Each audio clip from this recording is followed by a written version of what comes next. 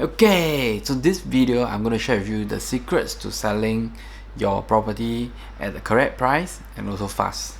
Okay, correct price and fast, not just fast and not just like low price then fast, but correct price and fast. Let's go.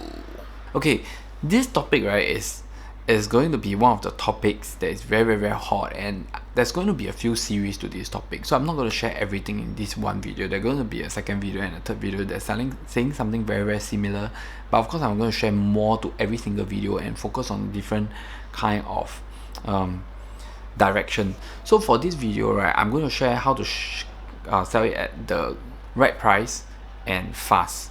You see, a lot of people, right, take property selling as, I don't know as what, but they don't take it as a reasonable thing. They don't take it as a something that makes sense. They take it as something that they try their luck. Then when they engage an agent, right, they feel that, oh, I engaged you, so this house is, let's say, market price 500,000, but I want 600,000. Then they're like, oh, I think you can do it, and no 600,000, I don't want to sell. Okay, I think there's a lot of misunderstanding to finding agents. You know, you find an agent, right, not to like sell at a price that cannot be achieved. You find an agent, right, is to sell at a reasonable price or a price a bit higher than market price. But of course it has to be justifiable. How can the agent justify that your house can sell a bit higher? There must be a reason to it. And also, you find an agent is to protect you in terms of legal, you know, like you don't want to get into legal problems. You want to make sure that your direction is correct. You know, you want to save time. You are buying the agent's time. The agent is going to pick up the call, do the marketing. The agent is going to invest his money in the marketing process, in the promotion process. So a lot of people, I think they find agents for the wrong reasons. Okay, so why am I saying this is because throughout my whole over 10 years already in the real estate industry, right, I sold a lot of units, and there is always these few units every year. I always have these few units that cannot sell, or these few customers, right, that always like upset or disappoint me in a certain way. Okay, I'm going to share with you why. Okay, you see, when you sell houses, you got to be very realistic. Okay, when I say realistic, meaning that if your neighbor is selling for 500,000, how are you going to justify for 600,000? If your neighbor is currently marketing at 500,000 and you put 600,000, do you think that buyers come? Okay, sometimes some buyers do come. Okay, then this thing creates a very wrong impression for the seller. Let's say today you are a seller, you sell 600,000, your neighbor sell 500,000.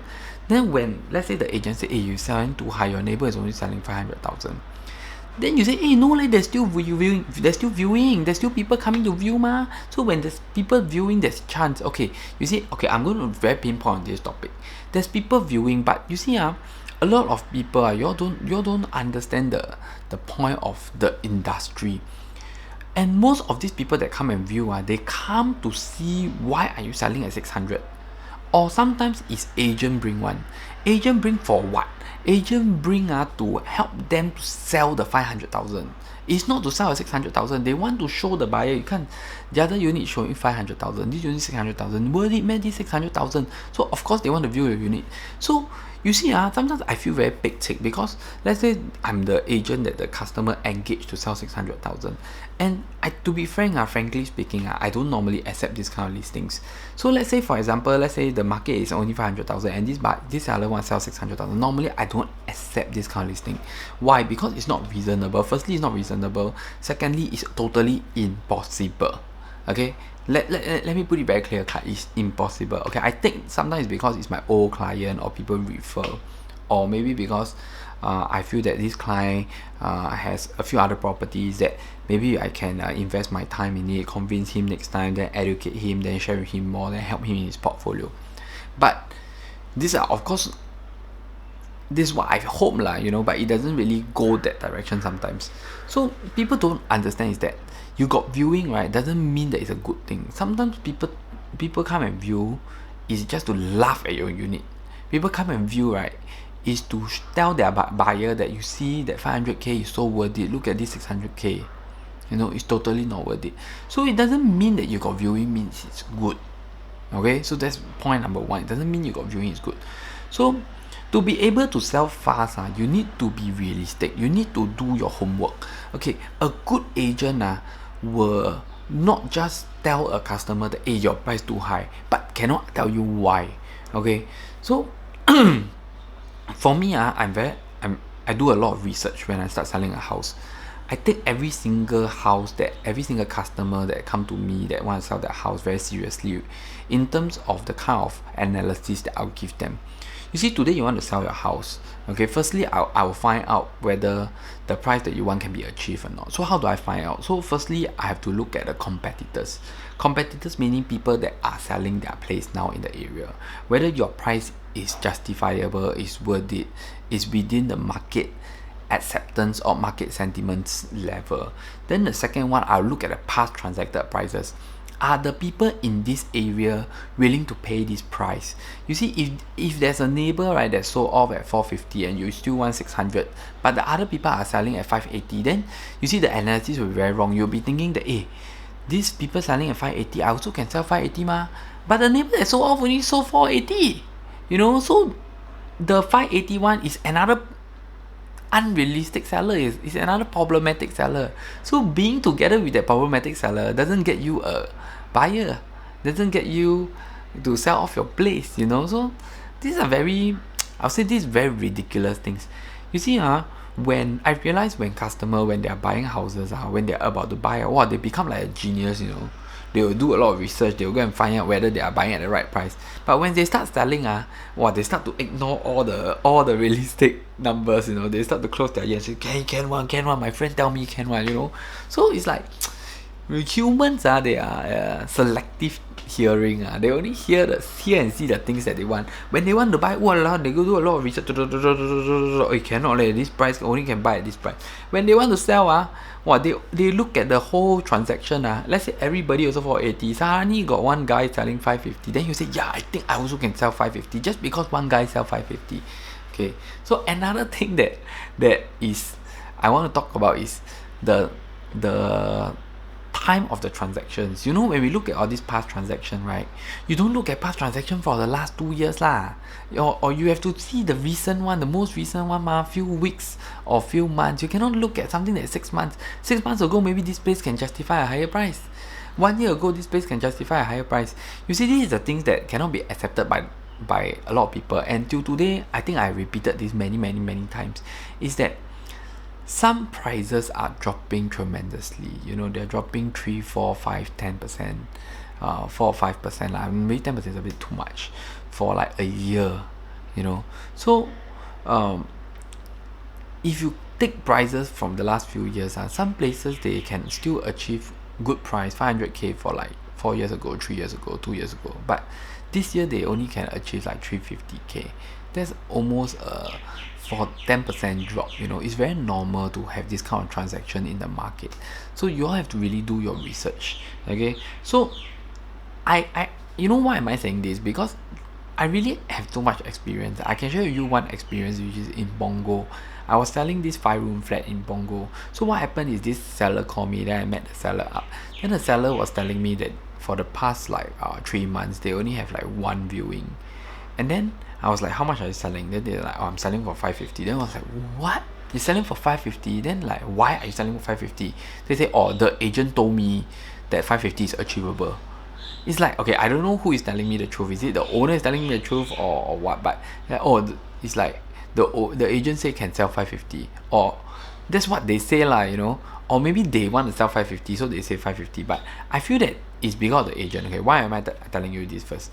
So when they talk to me, right, I told them that it's not possible. You cannot sell 550 over here. You can only sell like close to only 450. Can you see the price difference is 100k, and you still got 1 viewing? Why? You know, because people are here just to see look. People are here just to compare. If not, if you meet some direct buyers, they have no idea how much it is. They just want to see for fun. They don't even know that they're going to buy Punggol. They just want to see how Punggol house looks like. Just nice, your one pop out. You know, that kind of thing.